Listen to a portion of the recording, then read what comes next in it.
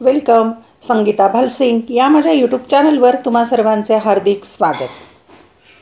आज आपण अर्थशास्त्र इयत्ता 11वी कला आणि वाणिज्य या शाखेची प्रश्नपत्रिका पाहूया, म्हणजे त्याची उत्तर कशी लिहायची ते पाहूया. ही प्रथम सत्र परीक्षा यावर्षीची झालेली विषय अर्थशास्त्र आणि याची उत्तरपत्रिका मी देते. ही प्रश्नपत्रिका यापूर्वी या चॅनलवर पोस्ट केलेली होती, पण आज आपण याची उत्तरं पाहूया. इयत्ता 11वी कला आणि वाणिज्य किंवा कॉमर्स शाखेला ही प्रश्नपत्रिका आहे. 2.5 तास वेळ आणि 50 गुणांची प्रथम सत्र परीक्षा यावर्षीची प्रश्नपत्रिका. उत्तरं कशी लिहायची ते आपण पाहूया. सूचना: सर्व प्रश्न अनिवार्य आहेत, म्हणजे सगळे प्रश्न सोडवायचे. 2. उजवीकडील अंक प्रश्नाचे पूर्ण गुण दर्शवतात, म्हणजे उजव्या बाजूला प्रश्नपत्रिकेत कोणत्या प्रश्नाला किती गुण आहेत ते दाखवलेले आहे. आणि तिसरी महत्त्वाची सूचना: नवीन प्रश्नाचे उत्तर नवीन पानावर लिहायचे. ही जी तिसरी सूचना आहे सर्वच विषयांना वापरायची. नवीन प्रश्न म्हणजे पहिला, दुसरा, तिसरा, चौथा, पाचवा, 6वा हे जे प्रश्न आहेत नवीन पानावर घ्यायचे. हे लक्षात ठेवा, महत्त्वाची सूचना. पेपर नीटनेटका आणि व्यवस्थित लिहा. प्रश्न क्रमांक पहिला अ. योग्य पर्याय निवडा. 4 गुण आहेत. 1. कोणती विधाने बरोबर आहेत ते निवडा. 4 विधानं दिलेली आहेत, त्यातली बरोबर कोणती आहेत ते सांगायचं आहे. अ. शतमकात सारणीचे 100 समान भाग करून 99 बिंदू येतात. 2. दशमकाचे एकूण 9 भाग होतात. क. चतुर्थके Q1, Q2, Q3 असे दर्शवली जातात. ड. शतमक आणि दशमक अनुक्रमे यांना P आणि D ने दर्शवतात.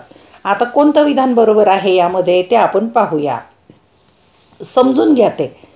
पहिले विधान जे आहे, शतमकात सारणीचे 100 भाग होतात आणि 99 बिंदू येतात, बरोबर विधान आहे. आणि दशमकाचे एकूण 9 भाग होतात, तर दशमकाचे 10 भाग होतात एकूण. हे लक्षात घ्या, म्हणजे हे विधान चूक आहे. चतुर्थकाचे हे बरोबर Q1, Q2 आणि Q3 दाखवले जातात. आणि शतमकाला P म्हणतात आणि दशमकाला D ही संज्ञा आहे, दर्शवतात.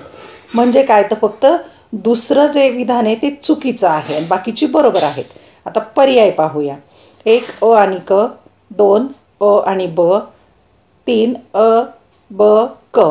4. अ ब क आणि ड. आता इथे प्रिंटिंग दोष झालेला आहे, त्यामुळे इथे आपल्या अ क ड 3 बरोबर आहे, पण यात अ क ड पर्यायच नाही आहे, म्हणून आपण हा चौथा पर्याय घेऊया. इथे हे चुकलेलं आहे, म्हणून आपण इथे असं लिहूया, चौथा पर्याय अ क आणि ड. ब विधान चूक आहे. दुसरं विधान पाहूया. ॲडम स्मिथ यांच्या बाबतीत कोणते विधान किंवा विधाने लागू होत नाहीत. आता इथे पहा, लक्षात घ्या, लागू होत नाहीत हे शोधायचं आहे. अ. ॲडम स्मिथ यांना सनातनवादी अर्थशास्त्रज्ञ म्हणतात. ब. ॲडम स्मिथ यांनी राष्ट्राची संपत्ती हा ग्रंथ लिहिला. क. अर्थशास्त्र हे संपत्तीचे शास्त्र आहे. आणि ड. अर्थशास्त्र हे सामान्य माणसांचा अभ्यास करते. आता पर्याय पाहूया. पहिल्याचा ड, दुसरं अ ब आणि क, तिसरं अ आणि ड, चौथं क आणि ड. याचा अचूक पर्याय जो आहे तो ड, की अर्थशास्त्र हे सामान्य माणसाचा अभ्यास करतं, हे लागू होत नाही ॲडम स्मिथच्या बाबतीत. 3. पैशाच्या उत्क्रांतीनुसार क्रम लावा. अ. धातू पैसा. ब. पशु पैसा. क. धातूची नाणी. ड. वस्तू पैसा. आणि पर्याय आहे अ ब क ड, ब ड अ क, ड क अ ब आणि क अ ब ड. याचं अचूक उत्तर जे आहे ते आहे 2 नंबरचा पर्याय ब ड अ क, म्हणजे पशु पैसा, वस्तू पैसा, धातू पैसा आणि धातूची नाणी असा याचा क्रम आहे उत्क्रांतीचा. चौथं विधान. अर्थशास्त्राच्या बाबतीत पुढील विधाने लागू होतात. पाहूया. अ. अर्थशास्त्र हे एक सामाजिक शास्त्र आहे. ब. अर्थशास्त्र या संकल्पनेचे मूळ ग्रीक शब्द इकॉनॉमियापासून आले आहे. क. अर्थशास्त्र हे मानवाच्या आर्थिक वर्तणुकीच्या अभ्यासाशी निगडित आहे. ड. अर्थशास्त्र हे कौटुंबिक वा संपत्तीचे व्यवस्थापन करणारे शास्त्र आहे. पर्याय 1. अ ब क. 2. अ आणि ब. 3. ब आणि क. 4. अ ब क आणि ड. याचा अचूक पर्याय जो आहे चौथा अ ब क ड, म्हणजे 4ही विधाने अर्थशास्त्राच्या बाबतीत लागू होतात. ब प्रश्न आहे, सहसंबंध पूर्ण करा. 4 गुण आहेत. 1. सावकार बिगर संस्थात्मक मार्ग. तर नाबार्ड जो आहे तो आहे संस्थात्मक मार्ग, चौकटीमध्ये लिहायचं. 2. भूमी कोणता मोबदला मिळतो? श्रमिकाला वेतन मिळतं, तर भूमीला खंड मिळतो. क्रमांक 3. चतुर्थकाचं हे सूत्र आहे, तर हे सूत्रातही इथे चतुर्थक इथे 4 आहेत म्हणून चतुर्थक, इथे 100 आहेत म्हणून हे सूत्र आहे शतमकाचं. 4. गाय पशुपैसा आहे, तर शंख शिंपले या वस्तू आहेत म्हणून तो आहे वस्तू पैसा. क. योग्य आर्थिक पारिभाषिक शब्द सांगा. 4 गुण आहेत. 1. वस्तूची वस्तूशी केलेली देवाणघेवाणीची क्रिया, त्याला म्हणायचं आहे वस्तू विनिमय. 2. जे मूल्य दिलेल्या सामग्रीचे 10 समान भागामध्ये विभागणी करतात, 10 समान भाग होतात, त्याला म्हणायचं दशमक किंवा दशमके. 3. विदेशी कंपन्यांनी आपल्या देशात केलेली गुंतवणूक, त्याला म्हणायचं प्रत्यक्ष विदेशी गुंतवणूक. आणि 4. ट्रॅक्टर खरेदीसाठी घेतलेले कर्ज, ते कर्ज आहे उत्पादक कर्ज. प्रश्न क्रमांक 2 सुरू होतोय. खालील उदाहरणांच्या आधारे संकल्पना ओळखून स्पष्ट करा. कोणत्याही 2 सोडवायच्या. 4 गुण, एका संकल्पनेला 2 गुण. 3 पैकी केवळ 2 सोडवायच्या. 1. लातूरचा प्रवीण मुंबई येथे चित्रपटसृष्टीत तंत्रज्ञ म्हणून काम करतो. 2. रामच्या वडिलांनी त्यांना मिळालेल्या प्रॉव्हिडंट फंड किराणा मालाचे दुकान थाटण्यासाठी वापरला. 3. मालतीने मध्यस्थामार्फत घर खरेदी केले. मध्यस्थाने तिच्याकडून मध्यस्थीचे रोख पैसे घेतले आणि त्याची पावती दिली नाही. आता संकल्पना ओळखायची आणि स्पष्टीकरण करायचं. संकल्पना ओळखायला 1 गुण आणि त्याचं स्पष्टीकरणाला 1 गुण. 1. लातूरचा प्रवीण मुंबई येथे चित्रपटसृष्टीत तंत्रज्ञ म्हणून काम करतो. आता उदाहरणातील संकल्पना आहे मनोरंजन उद्योग. संकल्पनेचे स्पष्टीकरण लिहायचं. मनोरंजन उद्योग हा सेवा क्षेत्राचा महत्त्वाचा घटक आहे. मनोरंजन उद्योगात चित्रपट निर्मिती, दूरदर्शन, वर्तमानपत्रे इत्यादी उद्योगांचा समावेश होतो. मनोरंजन उद्योग क्षेत्रात विविध प्रकारचे रोजगार उपलब्ध असतात. संकल्पना लिहिली की 1 गुण आणि स्पष्टीकरण लिहिला की 2 गुण. क्रमांक 2. रामच्या वडिलांनी त्यांना मिळालेला प्रॉव्हिडंट फंड किराणा मालाचे दुकान थाटण्यासाठी वापरला. उदाहरणातील संकल्पना वैयक्तिक गुंतवणूक. स्पष्टीकरण लिहायचं. वैयक्तिक बचतीतून निर्माण केलेल्या भांडवलाचा उत्पादन प्रक्रियेसाठी वापर करणे म्हणजे वैयक्तिक गुंतवणूक होय. क्रमांक 3. मालतीने मध्यस्थामार्फत घर खरेदी केले. मध्यस्थाने तिच्याकडून मध्यस्थीचे पैसे रोख घेतले आणि त्याची पावती दिली नाही. उदाहरणातील संकल्पना काळा पैसा. स्पष्टीकरण. जो पैसा किंवा उत्पन्न रोख स्वरूपात मिळतो व ज्यावर कर भरला जात नाही तो पैसा म्हणजे काळा पैसा होय. प्रश्न क्रमांक 2 ब आहे. फरक स्पष्ट करा. कोणतेही 2 सोडवायचे. 3 पैकी 4 गुण आहेत. 1. अल्पकालीन कर्ज आणि दीर्घकालीन कर्ज. 2. आर्थिक पायाभूत सुविधा आणि सामाजिक पायाभूत सुविधा. 3. आर्थिक वृद्धी आणि आर्थिक विकास. फरक स्पष्ट करताना 2 भागामध्ये लिहायचा. एका भागात अल्पकालीन कर्ज, दुसऱ्या भागात दीर्घकालीन कर्ज.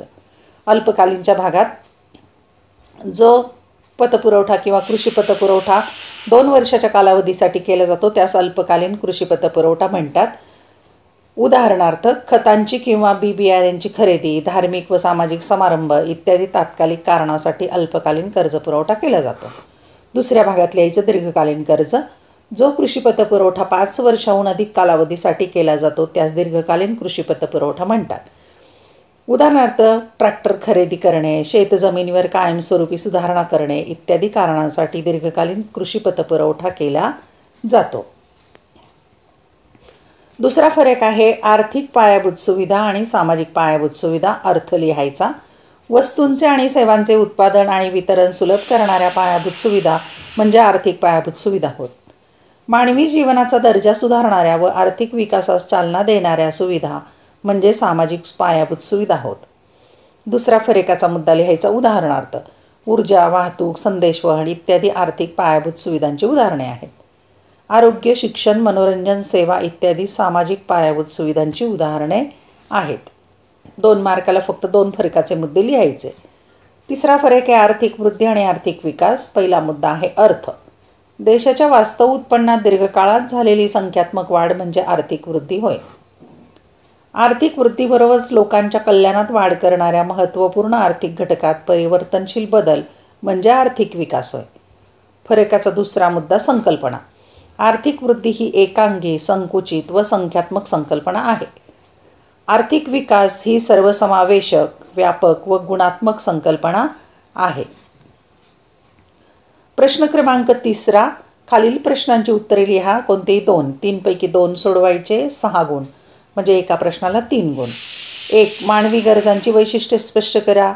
2. खालील सामग्रीच्या आधारे 40वे शतमक किंवा P40 काढा.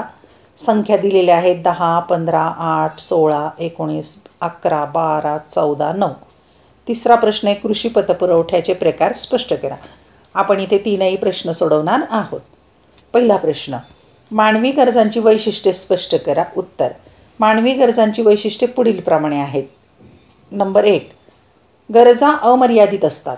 गरजा कधीही न संपणाऱ्या असतात. एका गरजेची पूर्तता करीत असतानाच दुसरी गरज निर्माण होते, म्हणजेच गरजा अमर्यादित स्वरूपाच्या असतात. 2, गरजा पुनरुद्भवी असतात. काही गरजा पुन्हा पुन्हा निर्माण होतात. उदाहरणार्थ अन्न, पाणी इत्यादी वस्तूंच्या गरजा. काही गरजा प्रसंगानुरूपही निर्माण होतात. तिसरं वैशिष्ट्य, गरजा वयानुसार बदलतात. गरजा व्यक्तीच्या वयोमानानुसार बदलतात. उदाहरणार्थ खेळणी, गोष्टीची पुस्तके इत्यादी लहान मुलांच्या गरजा असतात, तर संगणक, संदर्भ पुस्तके इत्यादी मोठ्या वयाच्या व्यक्तीच्या गरजा असतात. 4, गरजा लिंगभेदानुसार बदलतात. स्त्रिया व पुरुष यांच्या गरजा वेगवेगळ्या असतात. उदाहरणार्थ साडी, पर्सेस इत्यादी स्त्रियांच्या गरजा असतात. शर्ट, बॅग्स इत्यादी पुरुषांच्या गरजा असतात. 5, गरजा पसंती क्रमानुसार बदलतात. प्रत्येक व्यक्तीच्या खास सवयी व आवडीनिवडी असतात, म्हणजेच व्यक्तीच्या पसंतीनुसार गरजा बदलत जातात. 6वं वैशिष्ट्य, गरजा हवामानानुसार बदलतात. हवामानानुसार, ऋतूनुसार गरजा बदलत जातात. उदाहरणार्थ उन्हाळ्यात सुती कपड्यांची गरज निर्माण होते, तर हिवाळ्यात लोकरी कपड्यांची गरज निर्माण होते. 7, गरजा संस्कृतीनुसार बदलतात. गरजांवर संस्कृतीचा प्रभाव पडतो. उदाहरणार्थ खाद्यपदार्थांच्या गरजा, कपड्यांच्या गरजा संस्कृतीनुसार बदलत जातात. दुसरा प्रश्न आहे, खालील सामग्रीच्या आधारे 40वे शतमक काढा. संख्या आहे 10, 15, 8, 16, 19, 11, 12, 14, 9. आता उत्तर लिहिताना पहिल्यांदा चढता क्रम लावायचा. सगळ्यात लहान संख्या अगोदर घ्यायची. 8, 9, 10, 11, 12, 14, 15, 16 आणि 19. आता n बरोबर 9 आहेत, म्हणजे संख्या 9 आहेत एकूण. ह्या हे लक्षात ठेवा की n बरोबर 9 आहे म्हणून. आता सूत्र पाहूया आपण. त्याचं सूत्र घेऊया. P40, आपल्याला 40वे शतमक काढायचं म्हणून कंसाच्या बाहेर 40 घ्यायचे. कंसामध्ये n+100 च्या पदाचे मूल्य काढायचं आपल्याला. मग हे 40 कंसाच्या बाहेर n किती आहेत? 9. 9+1/100. मग खाली लिहायचं 9+1 किती होईल? 10. 40 कंसामध्ये 10/100. आता हे गुणोत्तर सोडवायचं. कसं सोडवायचं? तर 40 × 10/100 करा. हे सोपं पडेल. किंवा हा 0 घातला तरी चालेल. 40 40 × 40 वरती येतील तरी पण चालेल. कोणत्याही पद्धतीने तुम्ही सोडवू शकता. म्हणजे 40 × 10/100. तर 40 × 10/100 याचं उत्तर येतं 4. 4च्या पदाचं मूल्य. आता 4 हे उत्तर नाही आहे, तर चौथ्या क्रमांकाची संख्या 1, 2, 3 आणि 4 ही 11 जी संख्या आहे ही आहे चौथ्या क्रमांकाची संख्या. म्हणून P40 बरोबर 11. तिसरा प्रश्न, कृषी पतपुरवठ्याचे प्रकार स्पष्ट करा. कृषी पतपुरवठ्याचे प्रकार पाहूया. कृषी क्षेत्रातील पतपुरवठ्याचे वर्गीकरण खालील गोष्टीवर आधारित आहे. 1. कालावधीनुसार कृषी पतपुरवठा. हे कालावधीनुसार दिले जाणारे कर्ज असून याचे 3 प्रकारे वर्गीकरण केले जाते काळानुसार. त्यातला पहिला प्रकार आहे कालावधीनुसार कृषी पतपुरवठा. हे कालावधीनुसार दिले जाणारे कर्ज असून याचे 3 प्रकारे वर्गीकरण केले जाते. अल्पकालीन पतपुरवठा. हे कर्ज 2 वर्षापर्यंतच्या कालावधीसाठी दिले जाते. शेतकऱ्यांच्या तत्कालीन गरजांसाठी हे कर्ज दिले जाते. उदाहरणार्थ खते, दर्जेदार बियाणे खरेदी, धार्मिक व सामाजिक समारंभ इत्यादी. मध्यमकालीन पतपुरवठा. हे कर्ज 2 ते 5 वर्षापर्यंत दिले जाते. हे कर्ज जमिनीत सुधारणा करणे, पशुधन व शेतीची उपकरणे खरेदी करणे, कालवा बांधणे, नाला बंडिंग इत्यादी वित्तीय गरजांसाठी दिले जाते. दीर्घकालीन पतपुरवठा. हे कर्ज 5 वर्षांपेक्षा जास्त कालावधीसाठी दिले जाते. सामान्यतः ट्रॅक्टर खरेदी करणे, जमिनीवरील कायमस्वरूपी सुधारणा करणे इत्यादींसाठी दिले जाते. 2. हेतूनुसार कृषी पतपुरवठा. विशिष्ट हेतूनुसार दिले जाणारे कर्ज असून याचे 2 प्रकारे वर्गीकरण केले जाते. उत्पादक. उत्पादक कर्ज हे शेतीतील उत्पादनाशी संबंधित असून आर्थिकदृष्ट्या न्याय्य असतात. उदाहरणार्थ ट्रॅक्टर, जमिनी, बियाणे इत्यादी खरेदी करणे. अनुत्पादक. अनुत्पादक कर्ज हे वैयक्तिक उपभोगासाठी असून त्याचा उत्पादक उपक्रमांशी संबंध नसतो. उदाहरणार्थ लग्न कार्यासाठी खर्च, धार्मिक सण समारंभासाठी खर्च इत्यादी. प्रश्न क्रमांक 4. खालील विधानांशी आपण सहमत आहात किंवा नाही ते कारण सांगा. कोणतेही 2 सोडवायचे. 3 पैकी 8 गुण आहेत, म्हणजे एका प्रश्नाला 4 गुण. 1. पैशाद्वारे अनेक कार्य पूर्ण केली जातात. 2. सर्वच गरजा एकाच वेळी पूर्ण होत नसतात. 3. महाराष्ट्राच्या औद्योगिक क्षेत्रात कोणत्याही समस्या नाहीत. सहमत असहमत लिहायला 1 गुण आणि त्याचं स्पष्टीकरणाला 3 गुण. 1. पैशाद्वारे अनेक कार्य पूर्ण केली जातात. या विधानाशी मी सहमत आहे एवढं लिहिलं की 1 गुण मिळेल. त्याची कारणं लिहायला 3 गुण. 1. पैसा विनिमयाचे माध्यम आणि मूल्यमापनाचे साधन किंवा हिशेबाचे परिमाण ही प्राथमिक कार्य करतो. 2. पैसा विलंबित देणी देणे, मूल्य संचयन करणे, मूल्य हस्तांतरण करणे ही दुय्यम कार्ये करतो. 3. पैसा राष्ट्रीय उत्पन्नाचे मापन व विभाजन करणे, पतपैशास आधार देणे, संपत्तीचे रोखतेत रूपांतरण करणे, स्थूल आर्थिक चलांचे मापन करणे इत्यादी अनुषंगिक कार्य करतो. अशा प्रकारे पैशाद्वारे अनेक कार्य पूर्ण केली जातात. 2. सर्वच गरजा एकाच वेळी पूर्ण होत असतात. उत्तर. या विधानाशी मी सहमत नाही. कारण 1. मानवी गरजा अमर्याद असतात व गरजा पूर्ण करण्यासाठी उपलब्ध असणारी साधने मर्यादित असतात. 2. गरजा पूर्ण करण्यासाठी उपलब्ध असणारी साधने मर्यादित असल्यामुळे काही गरजा पूर्ण होतात तर काही गरजा पूर्ण होत नाहीत. 3. उदाहरणार्थ उपलब्ध उत्पन्नातून विजयने दूरदर्शन संच विकत घेतला व त्याच्याजवळील क्रयशक्ती म्हणजे पैसे संपले असता त्याच वेळी त्याला दुचाकी वाहन विकत घेता येत नाही. अशा प्रकारे सर्वच गरजा एकाच वेळी पूर्ण होत नाहीत. 3. महाराष्ट्राच्या औद्योगिक क्षेत्रात कोणत्याही समस्या नाहीत. उत्तर. वरील विधानाशी मी असहमत आहे. उत्तर. महाराष्ट्राच्या उद्योग क्षेत्रातील समस्या पुढीलप्रमाणे आहेत. 1. शासकीय दप्तर दिरंगाईमुळे महाराष्ट्रात अनेक उद्योग सुरू होण्यास विलंब होतो.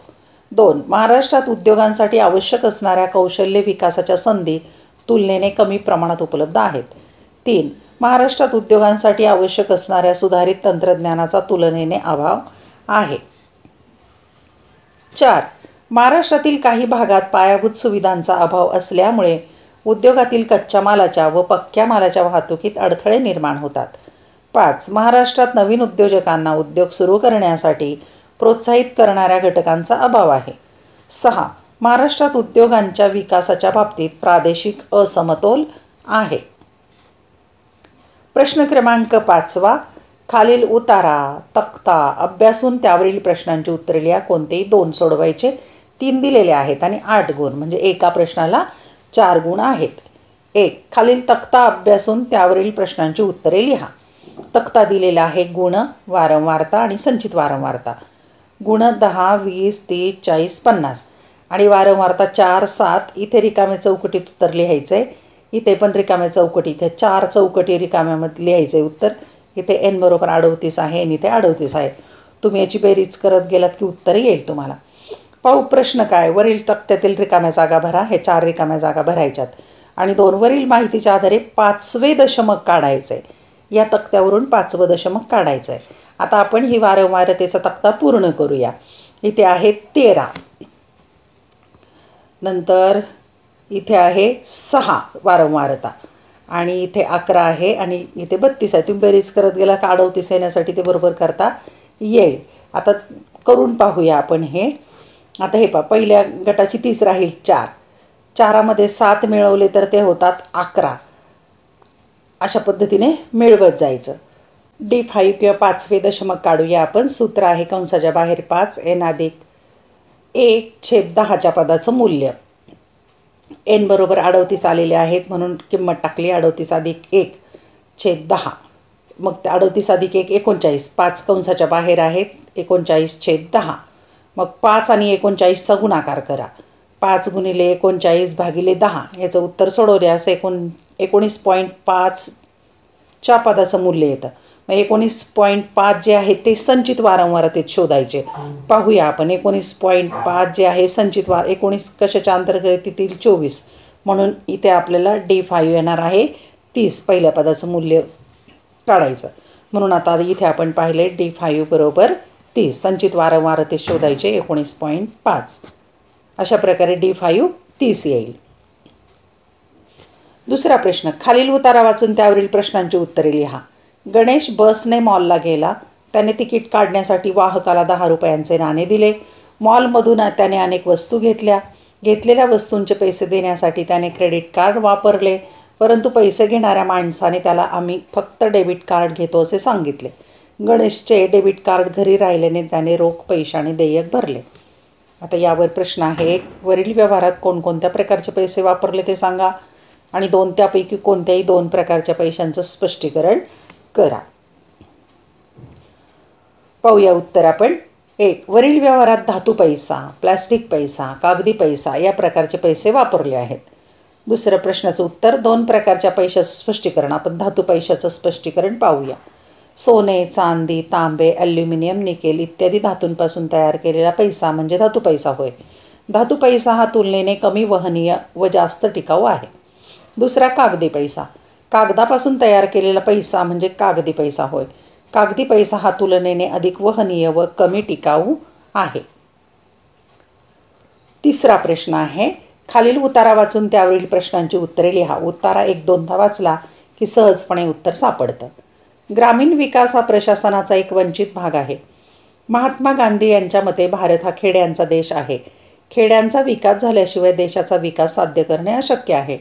विकासाच्या धोरणांचे एकत्रीकरण करण्यासाठी सर्व गरजांचे नियोजन करणे आवश्यक आहे. तळागाळातील लोकांच्या विकासासाठी प्रभावी प्रशासनाद्वारे ग्रामपातळीवर हे शक्य आहे. पंचायती राज्यव्यवस्थेच्या माध्यमातून राष्ट्रीय व राज्य सरकारांच्या विकेंद्रीकरणाच्या दिशेने पाऊल टाकण्यासाठी आदर्श गाव या संकल्पनेचा संपूर्ण भारतातील यशस्वी यशोगाथांच्या माध्यमातून अभ्यास करणे गरजेचे आहे. शिक्षणातील विषमता कमी करण्यासाठी भारताची वाटचाल योग्य दिशेने सुरू असली तरी अजून बरेच काही करणे आवश्यक आहे. पूर्वीपासून वंचित असलेल्या भारतीय नागरिकांना निर्णय प्रक्रियेत सहभागी करून घेण्याची स्वयंशासन हमी घेते. यावर 2 प्रश्न आहेत. 1. महात्मा गांधी यांच्या मते भारत कोणता देश आहे? तर खेड्यांचा. पहिल्याच ओळीमध्ये उत्तर आहे. दुसरा प्रश्न. कशाचा विकास झाल्याशिवाय देशाचा विकास अशक्य आहे? याचंही उत्तर आहे खेड्यांचा विकास झाल्याशिवाय देशाचा विकास अशक्य आहे. शेवटचा प्रश्न 6वा. सविस्तर उत्तरे लिहा. कोणतेही एक सोडवायचे. 2 पैकी 8 गुण आहेत. 1. महाराष्ट्राच्या कृषी क्षेत्रातील सर्वसाधारण समस्या स्पष्ट करा. आणि दुसरं आहे खालील आकडेवारीवरून 15वे शतमक काढा. इथे गुंतवणूक आणि उद्योगांची संख्या दिलेली आहे. 15वं शतमक काढायचं आहे.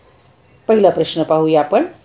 महाराष्ट्रातील कृषी क्षेत्रातील सर्वसाधारण समस्या स्पष्ट करा. उत्तर. महाराष्ट्रातील कृषी क्षेत्रातील सर्वसाधारण समस्या पुढीलप्रमाणे आहेत. 1. लोकसंख्येत होणाऱ्या वाढीमुळे महाराष्ट्रातील शेतकऱ्यांजवळील शेतजमिनीचा आकार कमी आहे. त्यामुळे महाराष्ट्रातील शेतीची उत्पादकता कमी आहे. 2.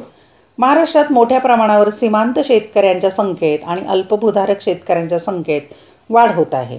3. रासायनिक खतांच्या व कीटकनाशकांच्या अतिवापरामुळे महाराष्ट्रातील शेतजमिनीची अवनती होत आहे. 4. महाराष्ट्रातील अनेक शेतकरी कर्जबाजारी आहेत.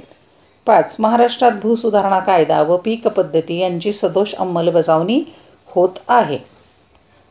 6. महाराष्ट्रात अनेक जमिनी या कोरडवाहू जमिनी आहेत. राज्यातील काही भागात जलसिंचन सोयींचा अभाव आहे. 7. महाराष्ट्रातील अनेक शेतकऱ्यांना भांडवलाच्या कमतरतेच्या समस्येस तोंड द्यावे लागत आहे. 8. महाराष्ट्रात अनेक ग्रामीण विकास योजनांची अयोग्य प्रकारे अंमलबजावणी होत आहे. 9. प्रभावी विपणन व्यवस्थेच्या कमतरतेमुळे महाराष्ट्रातील शेतकऱ्यांना कमी उत्पन्न मिळत आहे. 10. महाराष्ट्रातील शेतीवर हवामान बदलांचा मोठ्या प्रमाणावर विपरीत परिणाम होत आहे. दुसरा प्रश्न आहे खालील आकडेवारीवरून 15वे शतमक काढा. आता हा जो आडवा तक्ता आहे तो आपण उभ्या पद्धतीने मांडणी करून घ्यायचा आणि लक्षात घ्यायची ही जी गुंतवणूक आहे त्याच्याखालीच उद्योगांची संख्या, जसा आहे तसा तक्ता उतरून घ्या. नसेल तर कधी क्रम लावावा सुद्धा लागतो, पण इथे क्रम लावून दिलेला आहे. पहा, उभ्या पद्धतीने मांडणी करू, गुंतवणूक घेतली आहे, उद्योगांची संख्या आणि त्याची संचित वारंवारता CF काढायची आपल्याला, क्युम्युलेटिव्ह फ्रिक्वेन्सी. आता पहा, उद्योगांची संख्या दिलेली आहे. पहिल्या गटाची आहे 0 ते 10 5, संचित वारंवारता 5च येईल. दुसऱ्या गटामध्ये 10 ते 20 गटाची उद्योगांची संख्या 10, मग हे 5 आणि 10 होतात 15. नंतर तिसऱ्या गटाची आहे 25, 25 15 मिळवले की झाले 40. 30 ते 40ची आहे 30, 40 30 मिळवले की 70. 40 ते 50ची आहे 20, 70 20 मिळवले 90. आणि 50 ते 60ची आहे उद्योगांची संख्या 10, 90 10 मिळवले 100. आणि इथे याची जरी बेरीज केली वरती तरी ही 100 येणार आहे, म्हणजे आपली बरोबर आहे. इथे 100 आली, n बरोबर, आणि ही संचित वारंवारतासुद्धा 100 आली.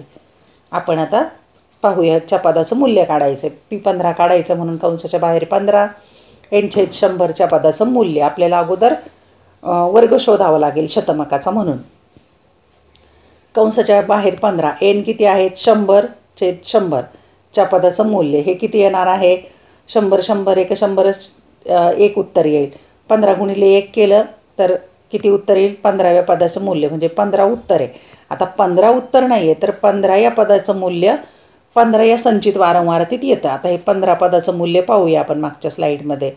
15 इथे पहा, हे 15 म्हणजे आपल्याला हे संख्या मिळतात. आपल्याला इथे ही 10 20 ही आहे F, ही आहे CF, या संख्या घेऊन आपल्याला गणित सूत्रामध्ये किमती टाकायच्या.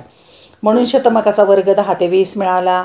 मग L बरोबर 10, F बरोबर 10, CF 5, N बरोबर 100 आणि H म्हणजे लहान आणि मोठी मर्यादामध्ये अंतर आहे 10. या सूत्रामध्ये किमती सगळ्या टाकायच्या आपल्याला. पहा, P15 बरोबर इथे किती आहे L कंसामध्ये पहा 15 n/100 वजा CF/F गुणिले H, हे सगळ्या किमती टाकायच्या. मग याच्यामध्ये 10 L किती होती 10 अधिक काय आहे अंशस्थानी 15 गुणिले 100, nची किंमत टाकली /100 वजा H होती 5 आणि F आहे 10. हे सगळं सूत्र तुम्ही सोडवत जा आणि ते स्क्रीनशॉट काढून घ्या. हे सगळं सोडवत गेल्यास उत्तर येतं P15 बरोबर 20. स्क्रीनशॉट काढून घ्या, समजून घ्या, इथे व्यवस्थित सोडवलेलं आहे. धन्यवाद.